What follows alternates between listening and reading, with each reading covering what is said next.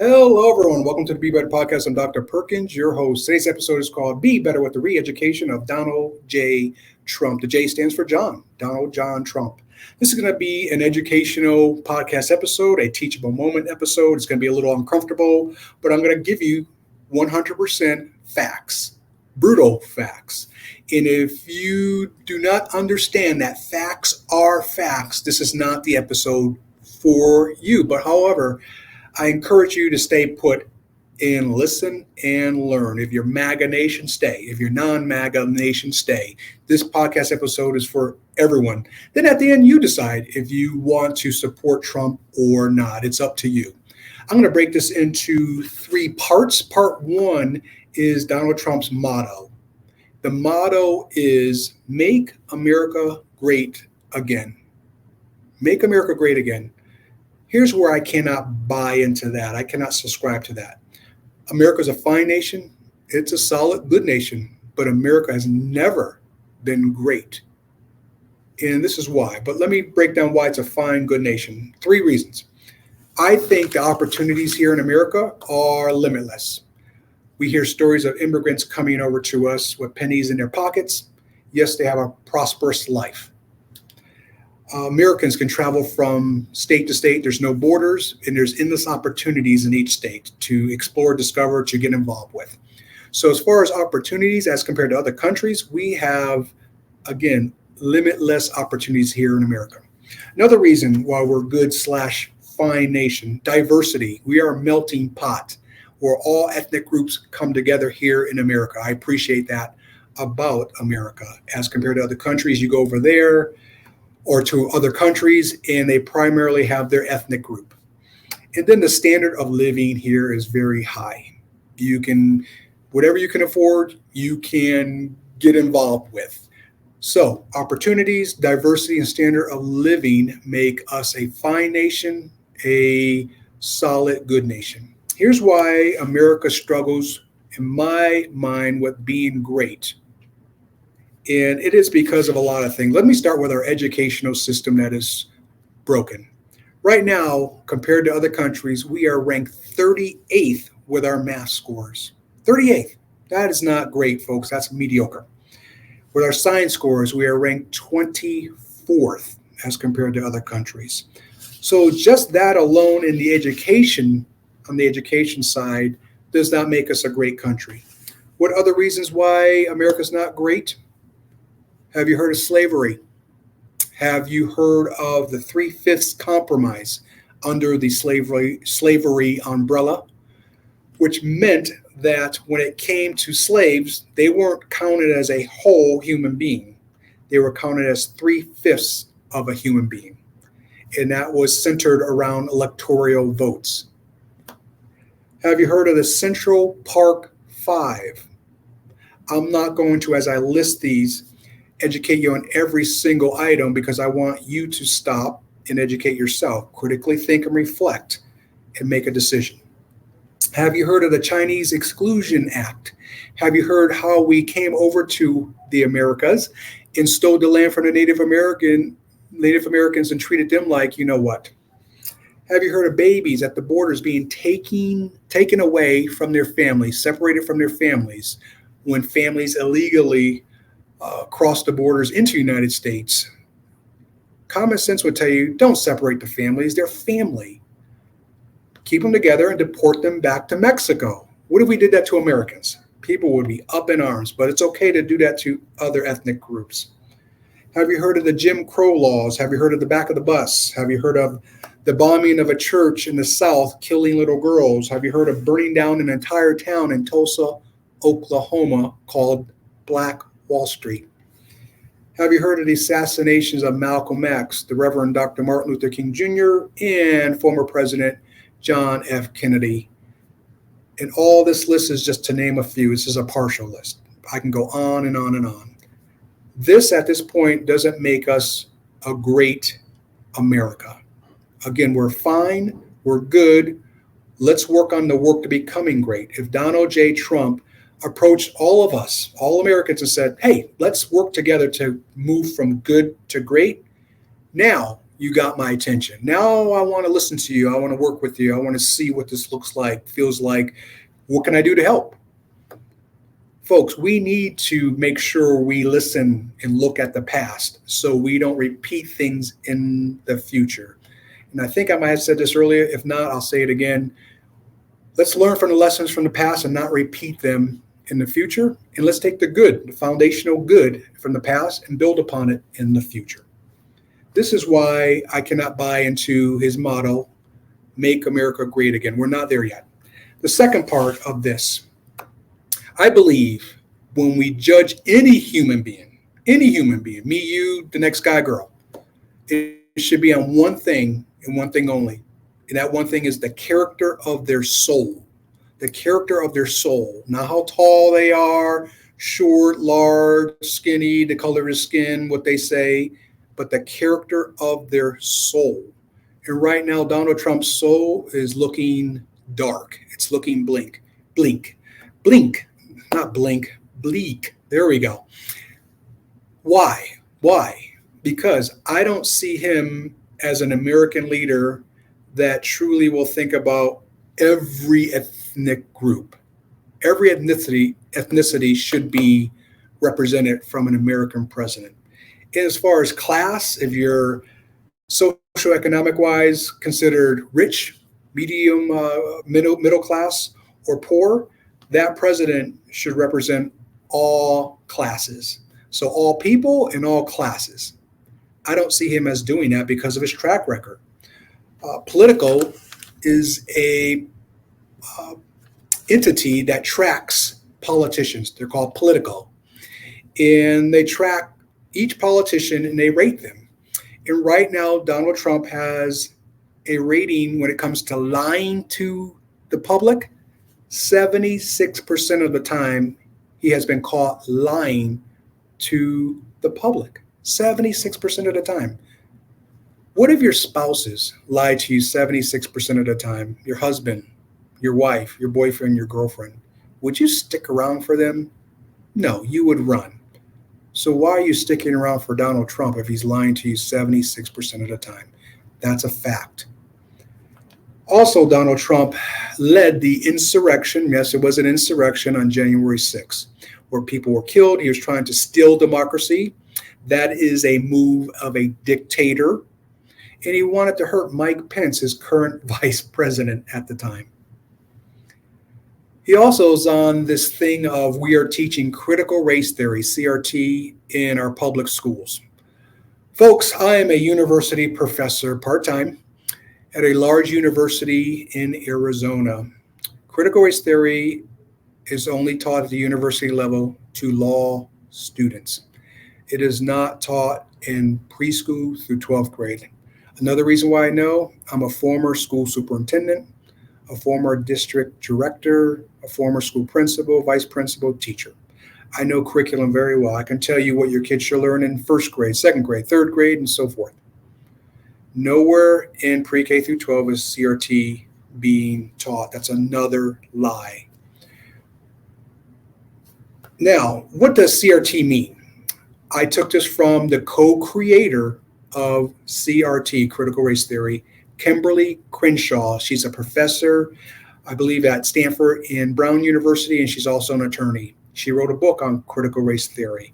Again, she's a co-creator of it. Her definition is one sentence. It's simple but effective. And it goes like this. Critical race theory is the review of laws that are conduits for racial inequality. Period. That's it. The review of laws that are conduits for racial inequality. Nowhere in preschool through 12th grade schools is that being taught. That's another lie by Donald Trump and his GOP cronies. They're just trying to make average Joe people like me and you argue amongst ourselves and at school board meetings about nothing, while they're over here doing their crooked thing. And oh, by the way, they'll tap you on their shoulder and say, hey, I gave you that information. Vote for me again. All right, let's get back to part two. The character of the soul. Other things he is taking away. Women's rights through his lovely majority Supreme Court. They have already stopped abortions. And he wants to tell women how to control their bodies. Who in the hell gives them the right as men who've never been a woman to say, no, you can't do this, you can't do that. Other things, he has said that our servicemen and women in the military are suckers and losers. That is not president-like. That is not classy. The people in our services, and thank you for your service, have dedicated their lives, have given up their lives, have come back from duties with PTSD and other issues because they're protecting our freedoms. And to say, you servicemen, you servicewomen, you're suckers, you're losers. Really? Not classy, not good. He's talked bad about minorities. He's talked bad about women, grabbing them into you know what. Right now, he's a felon. He has 34 counts against him. He will be sentenced somewhere in, I believe, September of 2024. And if you look at his team that he surrounds himself with, business colleagues, attorneys, family, friends, most of them are felons also. That is called the law of the group. When you hang around people that are doing bad things, you become bad. So it's under the psychology umbrella. They call it the law of the group concept. Who you hang around with, you become. You hang around with smart people, you become smart. You hang around with investors, you become investors. You hang around with gossipers, you become a gossiper. You hang around with crackheads, you become a crackhead. And the list, folks, of this goes on and on. Oh, and I forgot, he cheats. He cheats. He's cheated on his wife how many times? And we only know a few cases.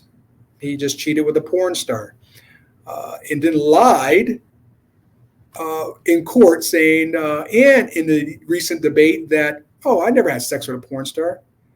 Trump, what did you do with the porn star? Did you read poetry to her while you were spending that alone wink wink time with her? Another lie.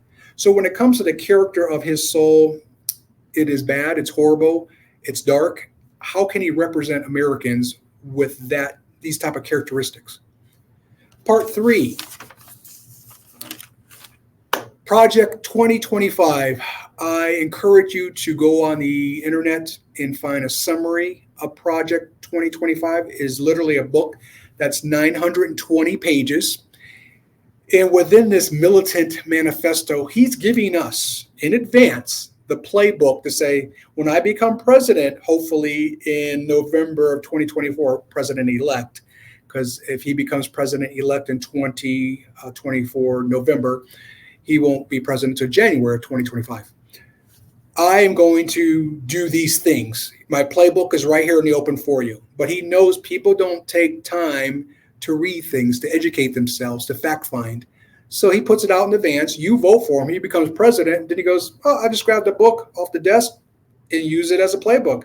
And then you're having a pity party. Why are you doing this? Why are you doing that? And all he has to do is say, well, I gave you the playbook in advance and you still voted for me. Who's the stupid one? So I encourage you to go to Project 2025 and read the summary of it. It states in there some really bad things, and that's going to impact everyone. And I tell everyone in my podcast episodes, when bad comes, don't go with it. But in this case, his policies impact me, you, and everyone. He wants to eliminate Head Start. That's so stupid. You don't eliminate Head Start. Research will tell you that if you have kids in Head Start programs and preschool programs and or summer school programs, their student achievement skyrockets. Early childhood education is extremely important. He wants to do nothing about climate change, which contributes to the problem. You ever see the smog around cities? There's a climate change issue. This is why we're having summers that are 5, 4, 3 degrees higher than normal because of the climate change issues we're having. This is why places are flooding, because the glaciers up north are melting. There's a climate issue, and he totally chooses to ignore it. He wants to install a pro-life task force. So he's already got the abortions, stopping the abortions, and he really wants to get into the faces of women and really tighten up and say, we're going to control you, ladies. He wants to defund the Department of Justice, dismantle the FBI, eliminate the Department of Education and the Department of Commerce. Yeah, some of these departments are broken, but they could be fixed. They just need reform. We don't need to blow them up or eliminate them. You're not using your head, Donald Trump. He wants to eliminate porn, outlaw, imprison anyone who makes it, distributes it. Basically, he wants to put together an army of vetted, trained staff to do what he wants. That is a dictatorship, authoritarianism, it's called. Also within that lovely Project 2025 document, he talks about empowerment, which is part of the Article 2 of the Constitution, what gives the president complete control of the executive branch. So what he can do with that power is just say, this is too woke, this is too liberal. Nope, we're not going to do it. And by the way, I'll take money from those programs and put it into these other programs that I want to push. Also within Project 2025, they talk about Schedule F. Schedule F simply says when you are employed by the government, you are no longer employed by the government. You're an employee of Donald J. Trump. You're my employee, and I tell you what to do, and you will do it my way, or I will fire you, imprison you, or fine you. So he just wants to get his cronies in there and do what he wants to do. All in all, he'll tell you, well, we don't want big government. We want the states to control decisions. But what they're not telling you behind the scenes is that, yeah, he's pushing all the control and decisions to the states, but he has his cronies in each state, and then they push his agenda. This guy thinks we're stupid, folks. And if you just don't take the time to educate yourself about him, you're going to make a bad decision come voting time this November. In closing, I do want to share with you one quote, and this is how I feel. This quote sums it up on how I feel about Donald Trump. I just cannot buy into what he's selling. This is the quote. It must be frustrating being a reasonable and intelligent American, knowing you are slightly outnumbered by fools with maximum confidence and minimum intelligence. I don't get why anyone would follow him after the evidence I just shared with you. These are 100% facts. 100% facts. But you do you choose. And if you stick with him, that's your choice. But when you stick with him, don't think it's being patriotic or it's patriotism. Because if you do, you're delusional. He is a cult and you're following a cult. So you got to be careful of this. Take your time.